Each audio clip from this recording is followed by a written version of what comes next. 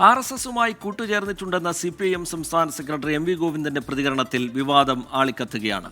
പ്രസ്താവന തള്ളി CPI സംസ്ഥാന സെക്രട്ടറി ബിനോയ് വിശ്വം രംഗത്ത് വന്നതോടെ വിവാദം മൂർച്ഛിച്ചു. ചരിത്രത്തെ ചരിത്രമായി കാണാൻ തയ്യാറാകണമെന്നാണ് MV ഗോവിന്ദന്റെ പ്രതിരോധം. ഉപതെരഞ്ഞെടുപ്പ് വേളയിൽ MV ഗോവിന്ദൻ നടത്തിയ വെളിപ്പെടുത്തൽ ബോധപൂർവമാണ് എന്നാണ് പ്രതിപക്ഷത്തിന്റെ ആരോപണം.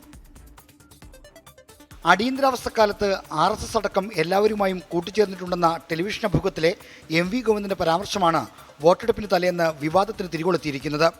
ജമാഅത്തെ ഇസ്ലാമിയുമായുള്ള കൂട്ടുകെട്ടിൽ UDFനെ പ്രതിരോധത്തിലാക്കാൻ ശ്രമിക്കുന്നതിനിടെയാണ് MV ഗോവിന്ദൻ സ്വയം കുഴികുത്തി വീണത്. കിട്ടിയ അവസരം ഉപയോഗിച്ച് UDF RSS ബന്ധത്തിനെതിരെ രംഗത്ത് വന്നു. അത് വളരെ ബുദ്ധിപൂർവമായി CPM പ്ലാൻ ചെയ്ത് സെക്രട്ടറിയെ കൊണ്ട് നടത്തിച്ച പ്രസ്താവനയാണ്.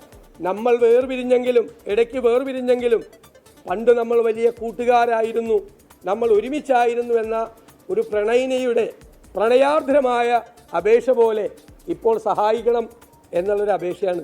ആരുമായും തരാതരം പോലെ കൂട്ടുകെട്ടുണ്ടാക്കുന്ന പാർട്ടിയാണ് CPM എന്ന് പറഞ്ഞുകൊണ്ട് മുസ്ലിം ലീഗ് നേതാവ് PK കുഞ്ഞാലിക്കുട്ടി വിമർശനം കടുപ്പിച്ചു. അവരാണ് എല്ലാ തരം കൂട്ടുകെട്ടുകളും മാറി മാറി വൈവിധ്യമാർന്ന കൂട്ടുകെട്ടുകൾ തരാതരം പോലെ ഉണ്ടാക്കിയത് അവരാണ്. അത് മറച്ചു വെക്കാൻ കഴിയില്ല.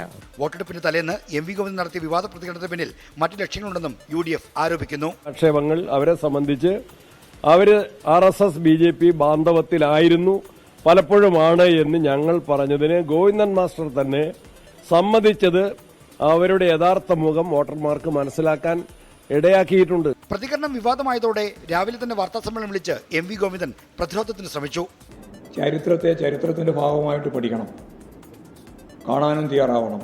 ജനതാ പാർട്ടി എന്ന് പറയുന്നത് ജനസംഘത്തിന്റെ തുടർച്ചയായി വന്നൊരു പാർട്ടിയല്ല.